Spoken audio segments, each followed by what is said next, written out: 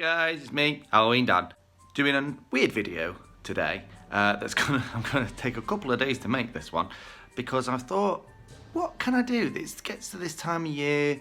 What more can I talk about Halloween about? I can't really. It's finished. It's over. As much as I love talking about it, can't go on and on and on about it forever. So, but I still want to keep that spooky Halloween theme, I suppose. Lucky for me, I live in England. England, doesn't matter what time of year, has some pretty creepy crap going on. Basically, wherever you go, very creepy old stuff. So we are going to, over the next couple of days, we're going to go on a few trips out here and there. I'm going to walk around my local village, maybe go for a little walk in the graveyard. Because graveyards are cool, tell me they're not. I mean, graveyards are spooky and cool and historically important. I enjoy looking at them, the dates and everything like that. So I thought that might be kind of cool to do over the next couple of days. And just to sort of keep the spooky vibe alive, if you like. So like I say, join me while we have a little look into this creepiness of my local patch.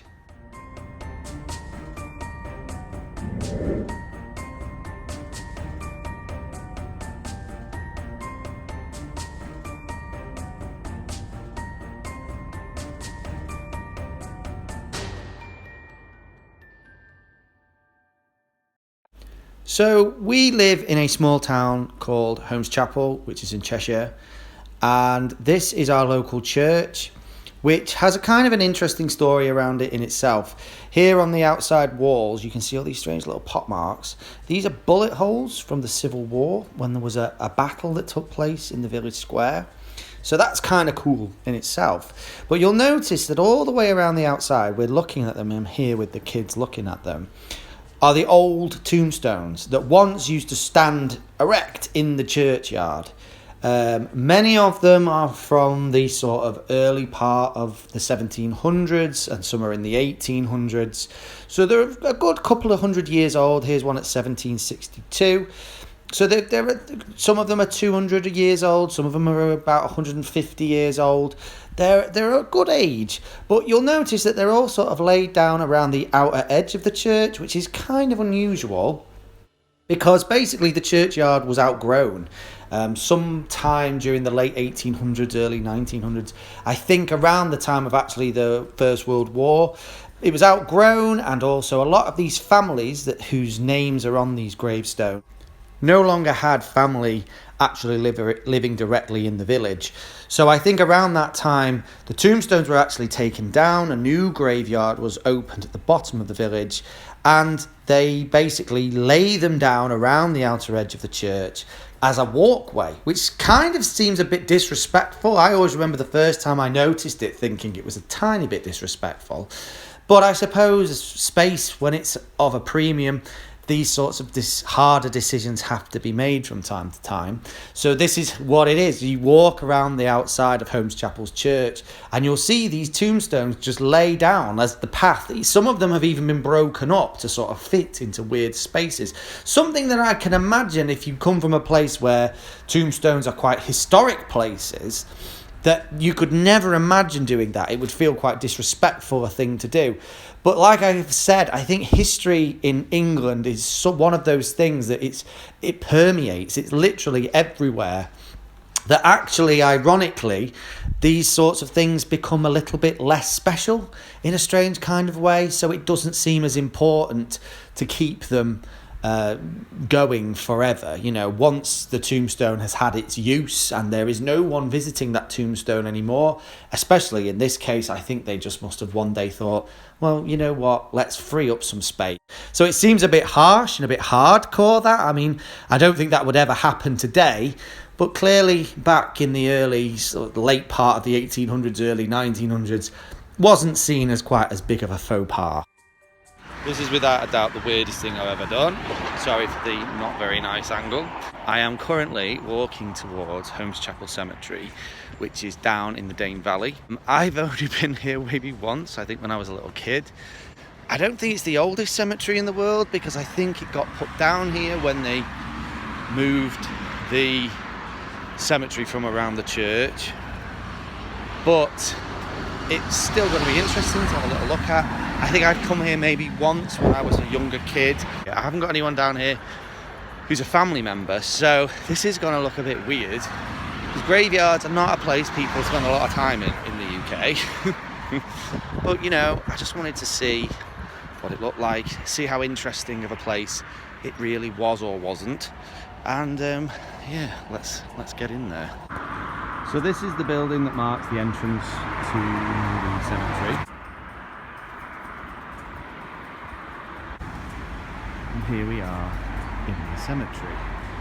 So, like I say, I don't actually know at what point people started getting buried down here.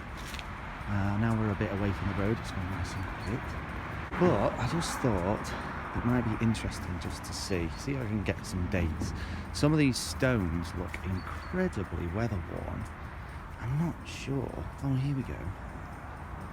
So here we go. So I found a date of 1890. This is Joseph Gallimore of Cranage.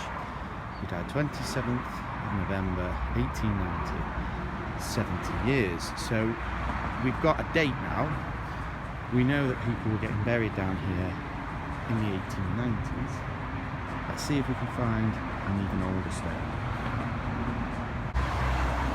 So hidden behind this bush, I found this absolutely beautiful tombstone with an angel cross. This is for Mabel Mora, beloved wife of Herbert Jackson. This is from 1930, so not that old, but still relatively old. This stone right next to the entrance is from 1890, so that again seems to be some of the older dates. So this one's from 1884 next to it, wife of Peter Jackson. So this must be the Jacksons, this must be where a lot of the Jacksons were buried. This other one here is also from 1884. Just look how intricate and beautiful though some of these stones are. I mean, they're really, you know, they're not that old, some of these. This one's from 1878, 1882. It's a whole host of people in this one. It's gorgeous. Look at this one. I mean, this is what a Halloween tombstone looks like, if anything I've ever seen. This one is too. It's all weather beaten up. It's all the names broken away. Look at the beautiful little bit of marble angel. 1884 again.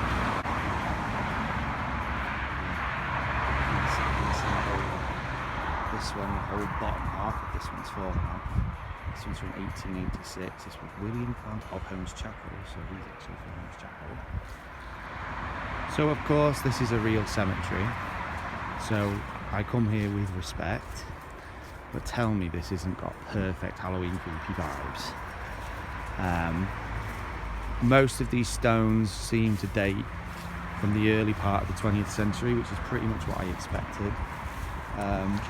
Late 1800s, 1884 I think is the oldest date I've found so far. See, this one's from 1913. Beautiful stone. Look at this one. I mean, it's almost a shame that it is a tombstone. It's really beautifully carved. This one's from 1911. This one's Thomas Lowndes of Holmes Chapel. Some really ornate ones here getting lost in the woods. From 1918, this one.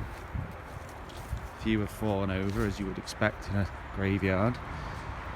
But yeah, generally, it's exactly what you would expect of a graveyard.